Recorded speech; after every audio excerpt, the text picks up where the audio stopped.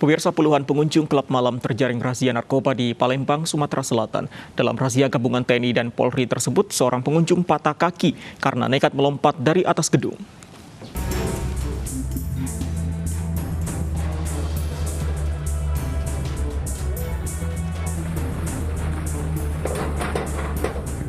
Pengunjung klub malam ini harus dipapah karena mengalami patah kaki. Diduga ia cedera karena nekat melompat dari atas gedung saat petugas menggelar razia tempat hiburan malam. Ia pun hanya bisa menahan sakit saat digelandang petugas. Sementara petugas tetap menggelar razia tempat hiburan malam. Razia digelar di tempat hiburan malam yang telah dicabut izinnya karena kedapatan menjadi sarang peredaran narkoba. Sejumlah pengunjung diminta menjalani tes urin dan 23 orang dinyatakan positif mengonsumsi narkoba.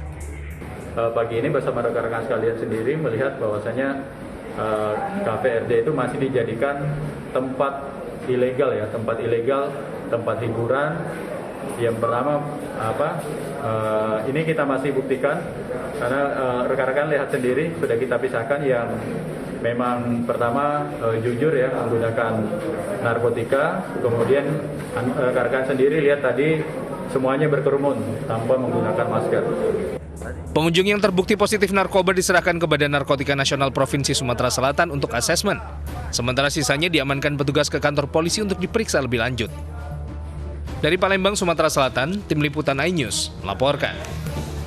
Akibat menimbulkan kerumunan, pedagang dan warga yang berwisata di kawasan Masjid Agung Kemayoran, Jakarta Pusat dibubarkan petugas. Petugas gabungan juga membubarkan kerumunan di tempat jajanan yang melanggar batas waktu operasional. Inilah suasana tempat jajanan di kawasan Masjid Agung Kemayoran, Jakarta Pusat. Banyaknya pedagang jajanan dan pangkalan delman membuat kawasan ini dipadati pengunjung. Akibat memicu kerumunan, keramaian ini lantas dibubarkan petugas. Terlebih para pedagang berjualan melewati batas waktu yang ditentukan. Mengetahui kedatangan petugas, sejumlah pedagang dan kusir delman kabur menyelamatkan dagangan mereka.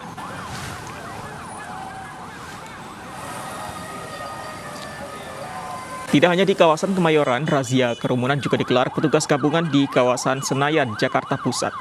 Kehadiran petugas sempat membuat pengunjung dan para pedagang panik. Mereka yang tengah asik menikmati hidangan makan di tempat langsung bergegas membubarkan diri.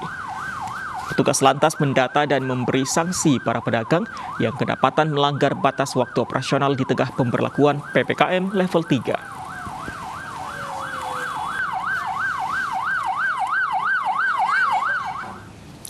Pemirsa, level PPKM turun, sekolah di Demak, Jawa Tengah mulai menerapkan pembelajaran tatap muka. Uji coba dilakukan di 2 sekolah dengan sistem 50% siswa belajar tatap muka. Bupati Demak bersama Satgas COVID-19 memantau langsung pelaksanaan sekolah tatap muka di SMP Negeri 2 Demak, Jawa Tengah. Selain pengaturan jarak kursi antar siswa, seluruh siswa yang masuk sekolah diwajibkan mencuci tangan. Pembelajaran tatap muka dilakukan secara bergilir. Hari pertama 50% siswa mengikuti proses belajar tatap muka dan hanya dilakukan 2 jam. Selanjutnya para guru melaksanakan pembelajaran daring bagi siswa yang terjadwal sekolah jarak jauh. Siswa yang mengikuti pembelajaran tatap muka terlebih dulu diwajibkan menerima vaksin guna menghindari penyebaran COVID-19 di sekolah. Datang ke sekolah soalnya bisa ketemu teman-teman. Kalau daring itu banyak mengeluarkan biaya gitu? Lumayan, soalnya kalau saya kan pakai wifi. Kalau yang pakai kuota kayaknya sebulan bisa 100.000. Memang pembelajaran dari jam 7 sampai jam 10, kemudian dilanjutkan yang hari ini tidak masuk dilanjutkan dengan proses daring. Jadi setiap hari dari siswa itu melakukan pembelajaran baik secara dibagi-bagi, ada yang tatap muka dan ada yang daring. Dengan SOP-nya memang sudah sesuai. Kita tinjau di 2 tempat ini sebagai percontohan memang sudah maksimal. Selain sekolah di Demak, Jawa Tengah, pemirsa, tatap muka juga sudah digelar di kawasan Bandung, Jawa Barat. Bagaimana kondisi pembelajaran tatap muka di sana? Bergabung bersama kami dari Bandung, Jawa Barat, ada Desi Juliani. Desi, bagaimana pembelajaran tatap muka di sana? Apakah murid ini dan menjaga protokol kesehatan di sana? Ya, selamat siang Fandi dan pemirsa. Untuk pekan ini, sejumlah sekolah di Kota Bandung sudah menggelar pembelajaran tatap muka. Salah satunya adalah di SMP PGII 1 Kota Bandung. Setelah sebelumnya, pekan lalu sejumlah sekolah juga mengadakan percobaan atau uji coba dari pembelajaran tatap muka. Dan hari ini sudah dilaksanakan, salah satunya di tempat saya melaporkan saat ini. Nah, untuk mengetahui seperti apa protokol kesehatannya, kemudian juga sistemnya seperti apa, saya akan ajak Anda berbincang bersama dengan Kepala SMP PGII 1 Kota Bandung, ada Bapak Irwan Adriawan. Selamat siang Bapak, apa kabar? Alhamdulillah baik. Sehat. Pak, bagaimana Pak evaluasi dari uji coba pekan lalu untuk pembelajaran tatap muka dan hari ini sudah diterapkan ya Pak, berarti ya? Bagaimana Pak hasil evaluasinya? Baik, kami telah mengevaluasi pekan kemarin dalam proses pertama bahwa kami memang baru melaksanakan PTM 35% pekan kemarin. Sekarang kita sudah memasukkan siswa sekitar 50% sesuai dengan instruksi dari Dinas Pendidikan Kota Bandung.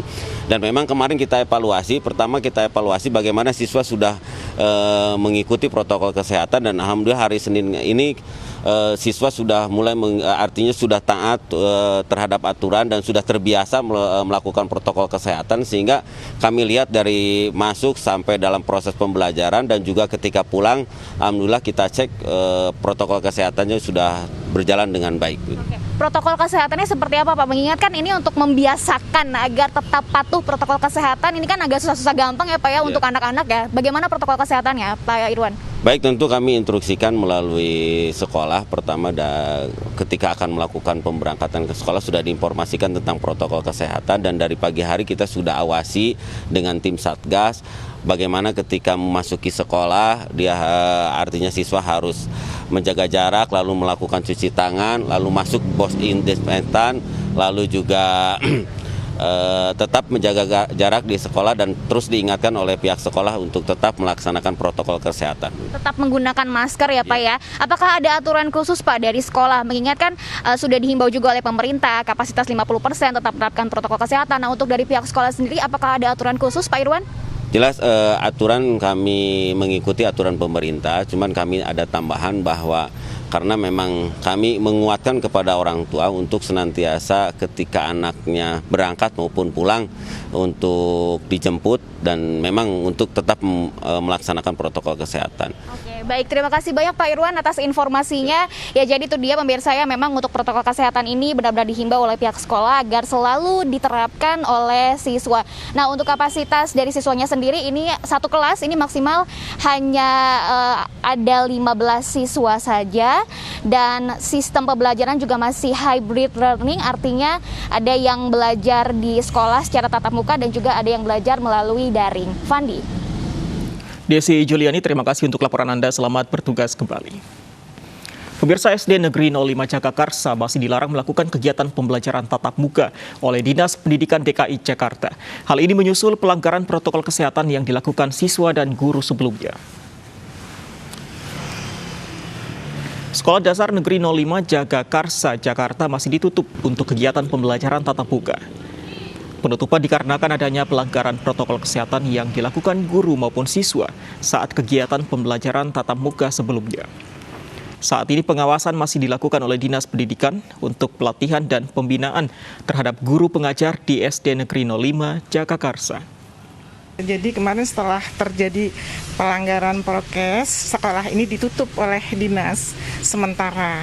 Kemudian setelah ditutup, guru-guru dan kepala sekolah melakukan asesmen 1 dan 2, dan pembinaan serta pelatihan gitu.